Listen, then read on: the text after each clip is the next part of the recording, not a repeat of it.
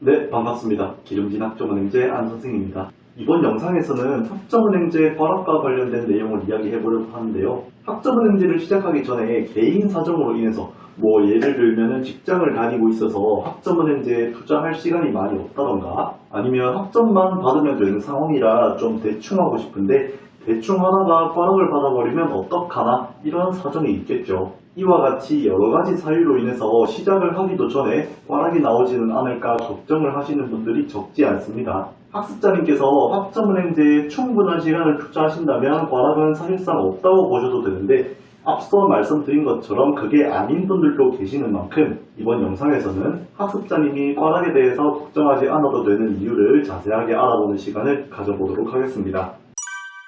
자, 일단 과락이 결정되는 기준을 먼저 체크하고 넘어가야겠죠. 학점은행제에서 과락이 결정되는 요소는 크게 두 가지.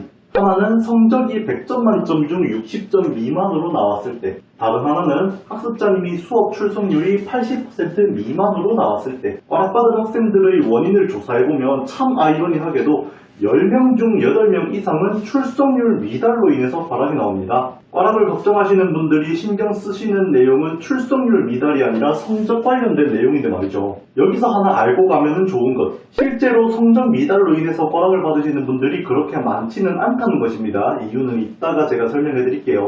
일단 출석률 관련해서 제가 먼저 설명을 해드릴 건데 출석률 얘는 교육원도 플래너도 어떻게 손을 못 씁니다. 교육원 상담사 또는 플래너가 학습자님의 수업을 대신 들어드릴 수는 없잖아요. 그렇기 때문에 수업 하나만큼은 학습자님이 신경 써서 꼬박꼬박 잘 들어주셔야 합니다. 하루에 1시간 30분 정도만 투자하셔도 충분히 진행 가능하고 제가 권장은 안 하지만 바쁘시면 수업을 좀 몰아서 들어도 됩니다. 그리고 요즘은 모바일 수업 진행 관련해서도 시스템이 잘 구축되어 있으니까 출석률 때문에 과락을 받는 일은 없기를 바라겠습니다. 사실 출석률 관련해서 말씀드릴 거는 이거밖에 없어요. 출석률 얘는 정말 학생들이 신경 써서 체크해야 하는 거라 제가 뭐라 할 말이 없습니다. 오늘 핵심은 이거죠. 성적이 낮게 나와서 과락이 나오지는 않을까 걱정하시는 분들. 내가 시험이나 과제를 잘 못해서 성적이 60점 미만으로 나오진 않을까 걱정되는 부분을 해소하기 위해서는 우선 학점은행제의 성적 산출 방식을 이해할 필요가 있다고 생각을 합니다. 보시는 바와 같이 총점 100점 만점을 기준으로 60점 미만일 때 과락이 나온다고 했는데 총점, 그러니까 학습자님이 중간고사, 기말고사 점수, 그리고 출석, 과제, 토론, 참여도 등등 모든 일정의 점수를 합친 점수로 평가를 합니다. 그렇다 보니까 학습자님이 중간고사를 망쳤다, 기말고사를 망쳤다고 해서 무조건 과락이 나오거나 하지는 않아요. 모든 학사 일정 점수를 합쳐서 60점 이상이면 수료가 되기 때문에 시험이나 과제 점수가 좀 안 나왔다고 해서 무조건 과락이 나오는 건 아니다. 이 부분 꼭 참고해 주시고요. 그리고 두 번째, 상당히 중요한 내용인데요. 학점은행제는 절대평가가 아니라 상대평가로 최종 점수가 나옵니다.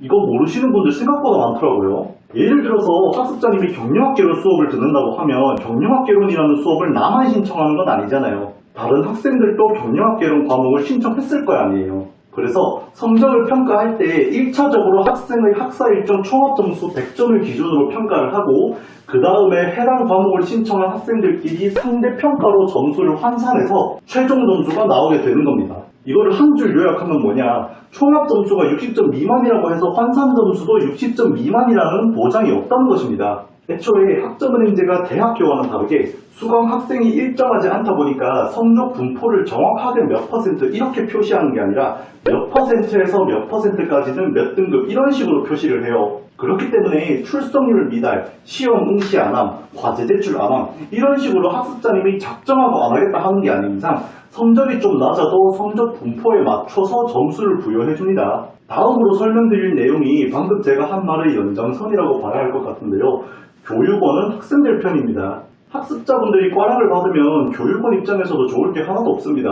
학생들이 이 교육원은 너무 어려운데 해서 다른 교육원으로 수업 진행하러 가면은 교육원에서 남는 게 없잖아요. 같은 기관에서 수업을 다 들어야 할 필요는 없으니까. 아까 제가 말씀드린 게 있죠. 학점은행제가 수강 학생이 일정하지 않다 보니까 성적 분포를 정확하게 표시하는 게 아니라 몇 퍼센트에서 몇 퍼센트까지 이런 식으로 표시를 한다고. 이거를 조금 다른 시선으로 보면 작정하고 안 하겠다 하는 학생들은 다 쳐내버리고 일정 다 소화했는데 성적이 좀 낮게 나왔다 하면은 웬만하면은 성적 분포에 맞춰서 점수를 부여해준다는 것입니다. 과락 없이요.